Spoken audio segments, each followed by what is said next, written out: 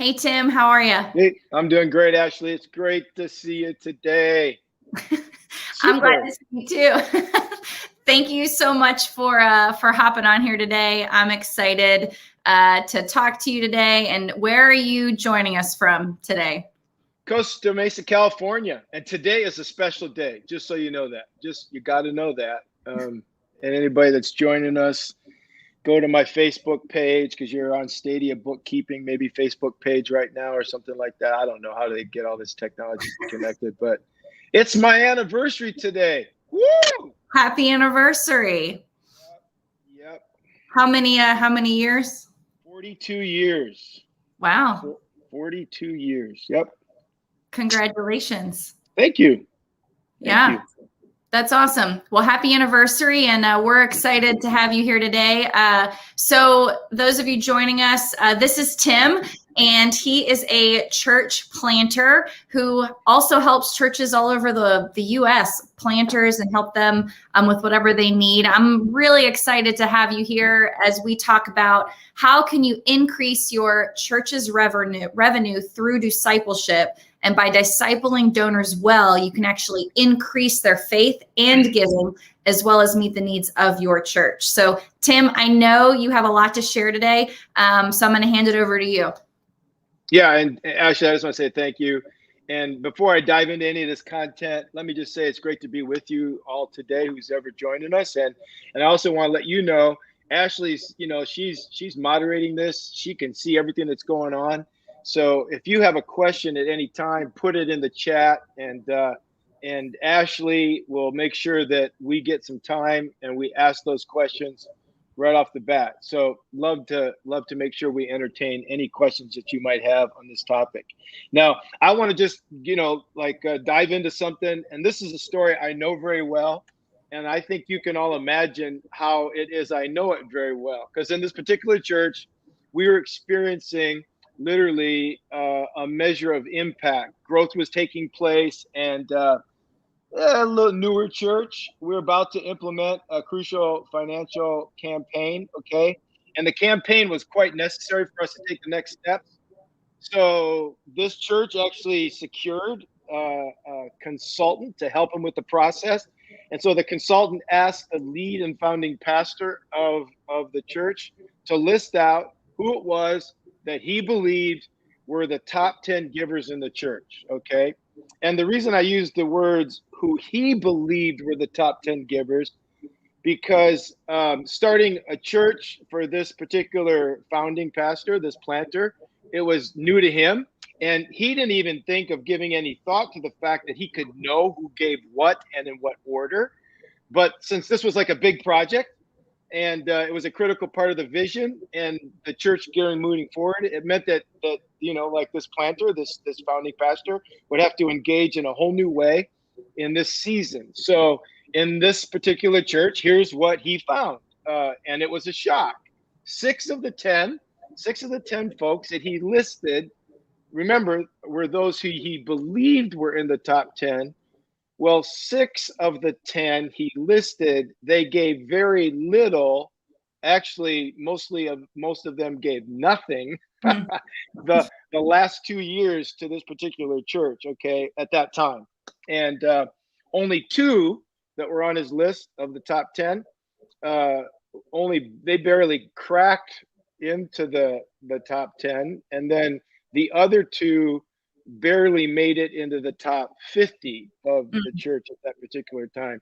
And here's the issue as I see it. Okay, not only was he moving and leading and assuming, and his assumptions were very faulty, because of his assumptions being faulty, he had some he focused on the wrong people. But what was worse than that, his focus or his belief meant that he was actually ignoring the real top 10.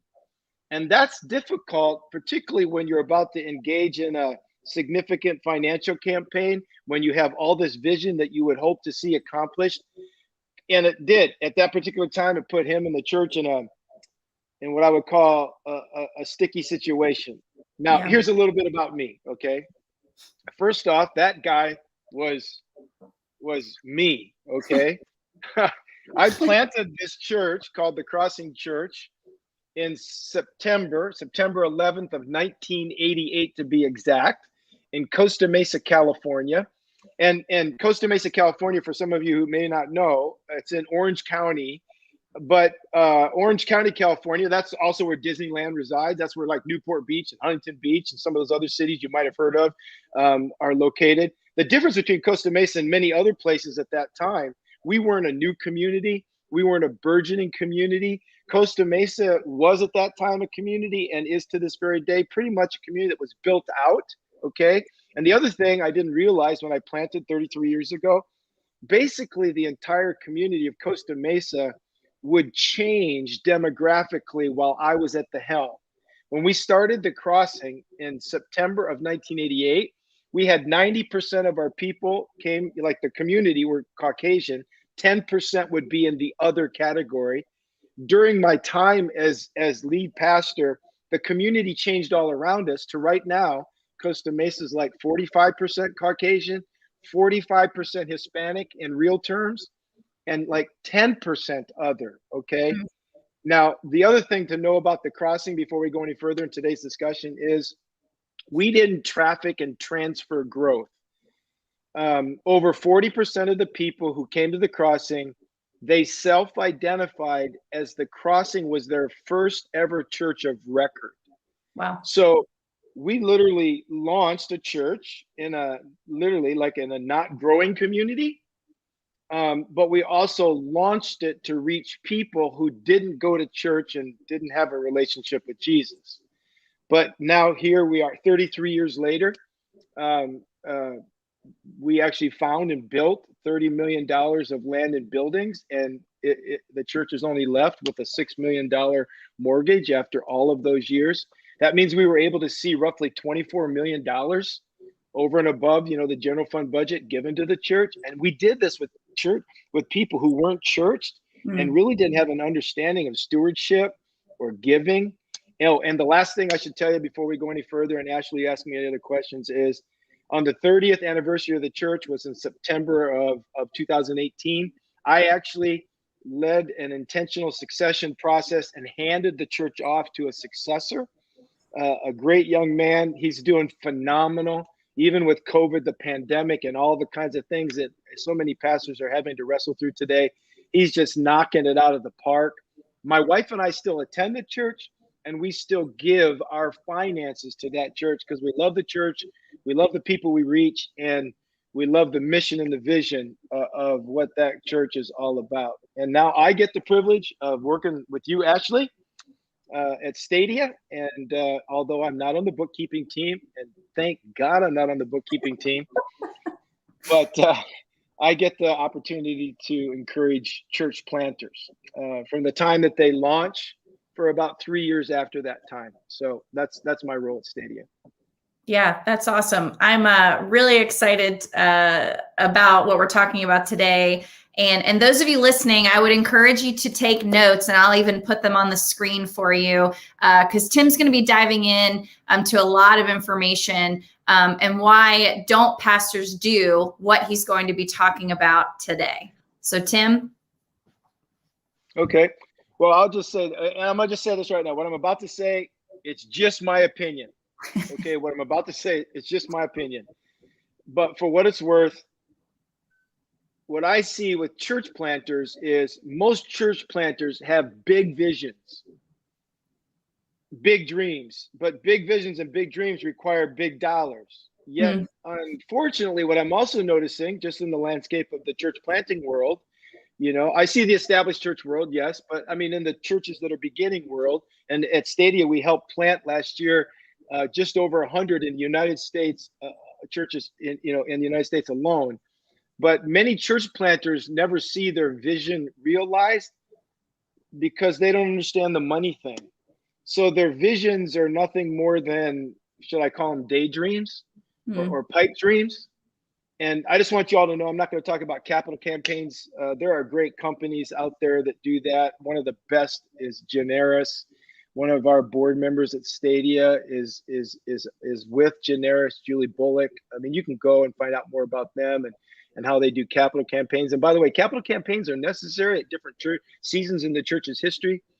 But what I want to talk about today is what I believe will help you see visions accomplished and realized. And literally, I believe it'll help you take your next step. And that's the ability for you as the pastor to engage what I would call high impact givers or high capacity givers.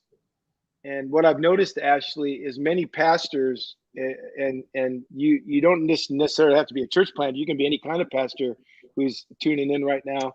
Long tenured pastor of an established church, or pretty new in your pastoral role, right? Many pastors don't engage that group of people, that high impact, high capacity person. So why don't pastors do that? Yeah. Well, for one, I mean, it's risky. Okay. It's risky. And let me tell you, it can, because what we have seen the abuses of it. Okay. There's the fear that pastors have of showing favoritism. Like I'm just going to, Ashley, I'm just going to read this from right from the Bible. It says in James 2, it's the James 2 syndrome I see with pastors. It says, suppose a man, in James 2:2-4 says, suppose a man comes into your meeting or into your gathering or into your worship service wearing a gold ring and fine clothes, and then a poor man in filthy clothes also comes in. If you show special attention to the man wearing fine clothes and say, hey, here's a good seat for you, the Bible says, but say to the poor guy, hey, you stand here or you sit on the floor by my feet. Have you not discriminated among yourselves and become judges with evil thoughts? When God mentions this, okay, what happens is pastors read that and they know, okay, well, this could be an issue. And yeah, it could. But I think in this part of James, it's more of a cautionary tale. The writer's pointing out something that could be easy to fall prey to. So many pastors, I think what happens is, so that they never are ever even called into question of showing favoritism, they sort of, they don't risk it all, even jumping into this category. So they just, there's no response at all from them to move forward. The other reason I think that pastors don't do this is they're intimidated. It is intimidating, okay? Because high impact, high capacity givers, I don't think intentionally, but I think what happens is they intimidate pastors. So sometimes it could be their wealth, could be their marketplace responsibilities. It could be their lifestyle, or how they live their life could make a pastor feel less than. And so what pastors do is they don't engage. And what we forget to remember is high impact givers or high capacity givers, they're just people like we are. Yeah. And they're people who need pastoral care. In fact, some of them in that group, and we'll talk a little bit more about this in a bit, but they could be lonely. So I just say dive in with this group of people, because you'll find a very welcome relationship. And one more thing, because of the high risk that we associate with showing favoritism, or the fact that we're intimidated, what this causes for a pastor is sort of a paralysis, right? You do nothing, and doing nothing is a never good thing, because what happens is in your mind, you know you should do something in this realm, but you keep knowing it for so long that you've never moved on it. So it just seems easier to ignore it altogether. And I'll just tell you right now, as a pastor, ignoring it is never the best option. And so what I've seen over the years is it's best to just shepherd these high impact, high capacity givers. Then the advancement of what God wants to do in their life, as well as what God wants to do in your church's life, will move forward. Yeah, that's really good. So for people that may not know, like what do you mean when you say a high capacity or a giver? What does that mean? Well, a high impact or high capacity giver, it's just somebody who gives a consistent, intentional dollar amount, whose giving puts them in the top 10 to 20%. So these people are already people given to your church. And you don't have to automatically go to a place of they're like wealthy. They're just many times those people who are faithful. So every church, anybody who's engaged right now, listening, we all have a top 10% or a top 50%, 15% or a top 20%. You can pull a report of these people together. In fact, this is just a little plug. You didn't ask me to do this, but Stadia bookkeeping is like rock solid. And pastors, it just helps you do things with integrity in your finances. So I just encourage you, if you don't have something like that happening right now, join up with Stadia, and a bookkeeper can pull those records for you. Yeah, we can. Yep, that's right. And here's the deal. It's a contributing unit. So like my wife and I, okay, or Ashley, you and your husband, you give a certain amount, like Sue and I, we do it weekly, not WEAKLY, but WEEKLY. We do it weekly, and that, we do it like that. And so we do it. We have it just taken out now, out of direct kind of deposit thing. But those people are people in that top 10, top 15, top 20% who need your discipling. Now, but let's be honest, as a pastor, that can seem sort of uncomfortable. And so perhaps you got questions about the whole thing. Why? Because I know you don't want to treat people differently. I get it. You don't want to discriminate based on what they have or what they can do for you or for the church. But what I found is this: the tension inside of you as a pastor, that's a good thing. That tension means that your motives are in the right place. It means that you don't want to take advantage of people. You don't want to use them for your purposes, right? It means that you care about pastoring people, not just taking their money. So keeping your motives in check is important, and it's something you have to continually address as a pastor in so many different realms, in so many different areas. Proverbs 4:23. I would just encourage you, pastors. Proverbs 4:23 says we must guard our hearts. And guarding your heart is definitely important, particularly as you serve people in your church who have the gift of giving. But when it comes to the top 10, top 15, top 20%, the way I see it, Ashley, you have three options. You can ignore this group of people, and a lot of people in church leadership choose this position. Why? I just going to say it because, again, we're afraid that we'll treat people differently based on their financial position. And I understand that fear. However, we don't ignore leaders in student ministry.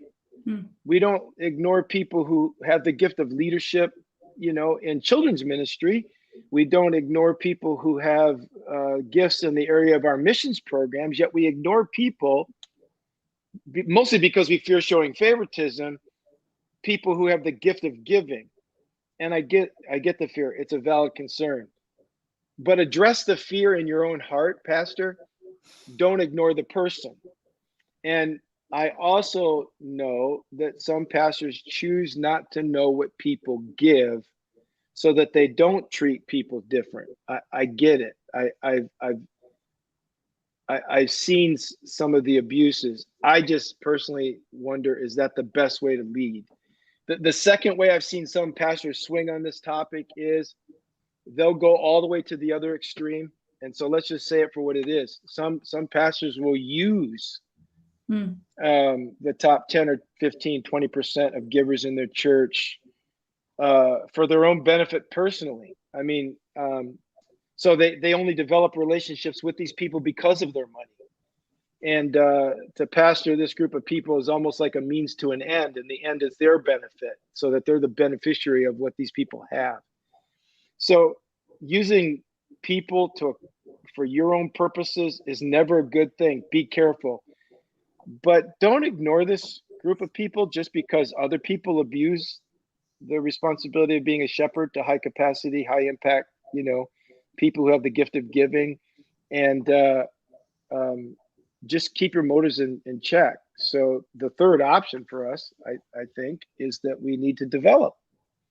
We should develop. I think many will abuse, some will use, but all of us should be developing this top 10 to 20%.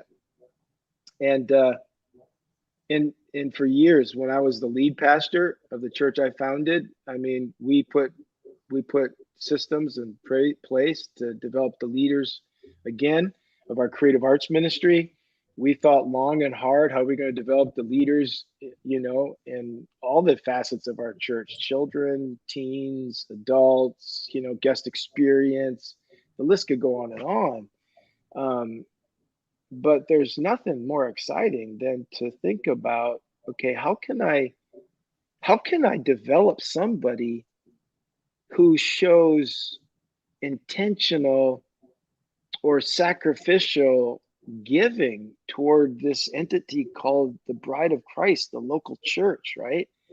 And I mean, that's like discipleship at its finest, just from where I sit. So I would just encourage people to do that, just that very thing. This is really good. So what are some things you've noticed about these high impact or high capacity givers? Now, again, I just want to say it's the top 10, 15, or 20%. So we're not talking like, okay, you're looking for the Bill Gates or the Jeff Bezos of your church, right? Now they could be, but generally what I've noticed, again, in the church that I pastored for 30 some years, is these were just normal people with average wealth who actually took God's word quite seriously. So for somebody to be in the top 10, 15, 20%, I don't know if many of you who are watching today know there's a thing called a giving ladder. It was developed, I believe, and stated, the first time by a guy named Chris Willard and Jim Shepard, who are part of Generis. And you have your first rung on the ladder is first time givers. So, and then you go from first time to somebody's occasional, like they give maybe once every other month. And then you have somebody who moves from first time to occasional to intentional. That would be like the third rung on the ladder, right? And then the fourth rung on the ladder would be somebody that, like in church terms, we would call it a tither. They literally set aside one dime of every dollar of their gross proceeds or their income, and they give that back to their local church. That's what my wife and I do. And then there's the fifth rung, which is what I would call extravagant givers. Many of us, I think, who are pastors even, we should be extravagant givers because God's blessed us with so much. We give more than one dime of every dollar, right? Well, so the top 10, 15, or 20% in your churches, usually those are at the very bare minimum intentional givers, but more often than not, they're sacrificial or tither givers. And many of them are extravagant givers, okay? And it's simply because they're just taking God at his word and being obedient in the fact that he have what they have, he gave it to them all, and it all belongs back to him. So they give a portion back to him, right? And one of the things that I think what we have to realize about this group is when we're in the process of building into them, is that oftentimes this group of people, because they have more means, they can feel lonely. It's lonely at the top. Having money isn't the same thing as having friends, right? Some of the loneliest people in the world are people that have some means, right? Money can't buy love. Money won't make you happy. And so as a pastor, I just would say, as you're developing these people, realize you have an opportunity to be a friend to some people that many people aren't friends toward. But I would also encourage you, as you're starting this process of developing this relationship, that sometimes this group can feel used. So you have an opportunity to love somebody for who they are, not for what they have. You have an opportunity to communicate to them that they are something because of who they are in Christ. Yeah. Who they are in Jesus, not because of what they have in the bank. And the other thing you should know as you're in the process of developing this group of people is sometimes this group, they just don't trust people real easily, because this is the group that everybody goes to for generosity, because somehow, whether they say it or not, they put their names out there or not. It's like people just know who the generous people are. And so it may take time as you're developing a relationship with your top 10, 15, or 20% group for them to simply trust you. But I'll tell you this, I found it one of the greatest joys of ministry was to spend time building into that top 10, 15, or 20%. Because oftentimes what I found is many people with the gift of giving weren't also people serving in the children's area, the creative arts, or the guest experience, or the adult ministry, or they were people who had the gift of giving. And so then I had the opportunity to build into them, to pastor them, to disciple them. So we do the same thing when we want to build into people in their marriages, right? We do the same thing when we want to help people grow in their walk with Jesus. So the way I did it was tried to implement a strategy that would help build into their life as a follower of Jesus, who also, it seemed, had the gift of giving resources, which is in today's world a countercultural perspective to have. Yeah. So just because someone has a lot of means doesn't mean they necessarily have a lot of relationships, is what I feel like you're saying. And you have, yeah, go ahead. Yeah, we have a real opportunity, pastors, to be their friend and really pastor them. And I think that's really good. So you said they often feel they don't, maybe not trust easily, feel used. You know, how do we go about doing that though, practically? Like how do you implement doing what you're saying?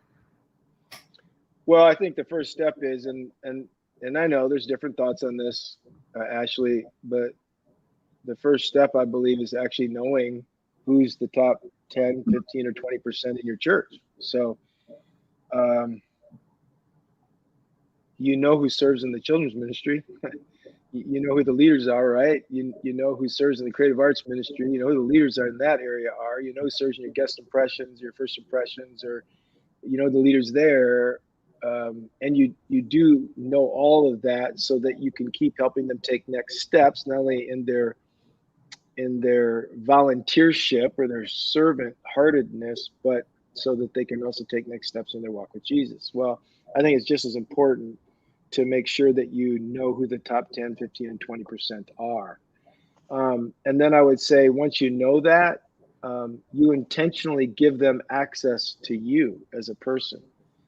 I mean, let them know that they can call you, text you, email you. Now, again, I'm not saying you're available 24/7. I mean, that's not healthy, right? But if you appear to be untouchable to this group of people, but that you're approachable and touchable to all the other groups of people, I think that's a louder statement. And so I think it's important that this group knows that you know who they are, just like you know who those other people are, and that you're available to them and you want to be in relationship with them. The second thing I would say is this group of people, you need to give them consistent information about your church. You know, there's an old phrase, I don't know who said it first, but people tend to be down on what they're not up on, right? So you got to let them know what's going on in your church. I would say that you communicate with your high impact, high capacity givers, that top 10, 15, or 20%, at minimum on a 60-day basis. Although I think even on a 30-day basis, through a simple email or a text that comes from you, and what you would include in that would be a simple thank you. Yeah. I mean, do you realize if you just look at anything in the development world, whether it's in the secular space or in the sacred space, how few, I'll call them donors in the development world, how few givers in the church world, how infrequent they are ever thanked for what it is they give. So just a personal thank you from you every 30 to 60 days. I think every 30, 60 days, just reminding them in a very fast-paced, chaotic, frenetic world, to remind them about the mission, the vision, the values of your church. Give them a big picture look at how the church is doing financially. I mean, not in detailed form, but you tell them. And then let them know some of the wins in that same email or text, some of the wins that, I mean, just recently, I just happened to be a part of this at our church. They asked my wife and I to do a marriage tune-up, marriage refresh thing. And right in the middle of it, it startled everybody. There were a couple hundred people there. It startled everybody because there was a lot of hooping and shouting and hollering. Well, it was because a couple teenagers got baptized that at the same time. No one knew what was going on. And I thought to myself at that point, man, I hope somebody's videoing that or taking pictures of that, because that's something that the people in the church need to see. But it's particularly something that the people who give to support the mission and vision of the church need to see and need to hear and need to watch. And another thing I would just say, and I don't think maybe you do this every 30 to 60 days, but just a continued call to ask people to be, faithful in how they give. Okay. So, just that alone, I'm just going to say that right now, just an every 30 to 60 day continued communication, email, text from you. It's one of the best ways to increase the revenue, and also so some people aren't yet full tithers. They're just intentional. So they do give regularly, consistently, but just you doing that allows people to take another step up that giving ladder. And by you doing that, some of them are going to take another step up and realize you've got more vision. They've got more dollars, and now they become an extravagant giver to what God's doing in and through your church. And I mean, come on, can't you take 10 or 11 or 12 emails a year to do that, or 10 or 11, 12 texts a year to do that? Sure you can. The third thing, Pastor, I'd tell you to do is carve out time in your schedule to build relationship with them. Most people don't, they don't give, people don't give to the greatest need, they give to the closest relationship. So you involving yourself in their life. So I plan that out regularly. Top 10, top 15, top 20%. As the top 20% got larger, it was harder to do that as frequent, but for sure the top 10%. Oftentimes at the top 15%, I had a quarterly rotation where I just met with these people individually, if they weren't already a part of the fabric of my life. And when I'd got together with them over coffee or lunch, or we had them over to our house many times, I didn't tell them they were being invited to our house because they're a top 10% giver. I invite them over to our house because they're a person, and we love the fact that they loved our church, and they love to see, like what we wanted to see together, people reach for Jesus and grow up to become like him. Yeah. So when people we would have them, would have them over, or I'd be meeting with them individually, I would just say, hey, one first question I'd always ask is, in this present season, what are you enjoying over this last 3 months about the crossing? And then the second question I'd always ask them is there any way that you see that we can help you and or your family? Because just that question, sometimes it showed us some areas that maybe we didn't see as a staff. Yeah. I always ask them, number 3, how can I pray for you? And I would write that stuff down. And then I would, not the next week, but sometimes a week after that, in my journal, my prayer time, I would just shoot them a text and say, hey, I just want you to know, you asked me to pray for this, and I just want you to know I'm praying for this right now. I can't tell how many people just would mention that when I would see them the next time. And then the other thing I would always ask, and it's a scary question for a pastor to ask, is like, hey, where do you see we're missing it right now at the church? Where do you see we're not doing things right or well? And I wanted that insight, because as you're a leader, particularly a founding pastor, things don't always flow up to the top. So I just say invest in the relationship. And then the last thing I'll say, well, I got one more after that, but like, say thanks and say it often. I already kind of mentioned that. Handwrite. a gift. Like you should decide in your church what's a gift amount that you will say thank you to. I think you should say thank you through a handwritten gift with every first time that somebody gives. I just think you should do that. That's a big step spiritually. People don't come to faith in Jesus and then boom, the next minute they're a full tither. But man, when they take that step to release something that our world says they're supposed to hold on to, we should celebrate that and applaud that and thank them for that. But we also should have some thresholds when they give certain amounts. We say another personal thank you to them. And so there's that. And the last thing I'll just say, and then if there's any questions that have come in, if there's any questions you have, please put them in the chat.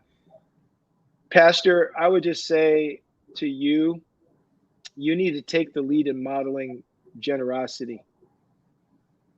You need, I'm just saying this, to bring like one dime of every dollar and give that back to the local church that you're part of right now. Many of us, I think, we could give over and above that, particularly those of us who are church planters. I know in that season of church planting, many church planters think that I don't have much, but we're as church planters, we're out there asking everybody else to give so that we can get started. And what we realize as a planter is we're actually asking them to give over and above what they already give to the church that they attend. So I think a church planter should be an over and above giver. So we should give to our own church, right, that we're planting. But we should get in the habit right at the outset of planting that we're an over and above giver to other new works of what God's doing in this world. And I'll tell you something. It's so much easier for you as a pastor when you're modeling that. It's so much easier to speak about it, giving. It's so much easier to encourage somebody else to do what you yourself are doing. I just got to believe that everybody who's a part of this is doing just that.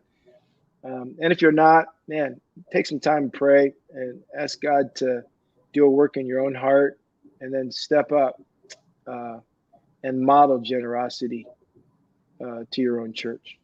Tim, this was really, really inspiring and really helpful and insightful. And I really appreciate you sharing your own experience and challenging all of us to just be generous and how that can affect our entire church by stewarding people who are generous well. If you guys have questions, you can put them in the chat. I'll also go back and check later. So if you're watching this and it's not live, drop a question in and we'll follow up with you later. Tim, any last words before we finish up today? No, my last words would be, Ashley, is that I do believe that virtually all pastors have a calling or a vision from God to see something transformative happen in the community that their church is located in. It could be a brand new church or an established church. So because we have that vision and that big dream, it takes dollars to see it accomplished. And what we don't realize is by putting a system in place and executing that system over time, we can see the receipts, or that's what we called in the bookkeeping world, right? We can see the income increase simply because of how we're strategically discipling those who show intentionality in the realm of their resources. And so we're basically encouraging them to take next steps in their walk with Jesus, but as they further submit themselves to his guidance in their life, they'll free up more of those resources to that local church, which allows them to take new ground for the cause of Christ in this world. So I would just pray that each and every pastor would be intentional in this. I realize that some of the fears and the concerns that you might have as a result of hearing something like this, but I also know that your heart, guard it, and then step into what God has for you in discipling the men, the women, the family units that God will entrust you with who do have the gift of giving. And you'll help them increase from being intentional, sacrificial, to being extravagant. And in their extravagance, God's going to do bigger things through you and your church than you could have ever thought, dreamed, or imagined. So good. Tim, thank you again for being here, and appreciate everyone who joined us today. Again, if you have questions after this, drop them in the chat and I'll follow up with you later. As Tim mentioned, if you are looking for help in how to manage these donors and track that information, a Stadia bookkeeper is always here to help. You can go to www.stadiabookkeeping.com. Again, Tim, super blessed to have you. I hope you guys have a great day. Thank you, Ashley.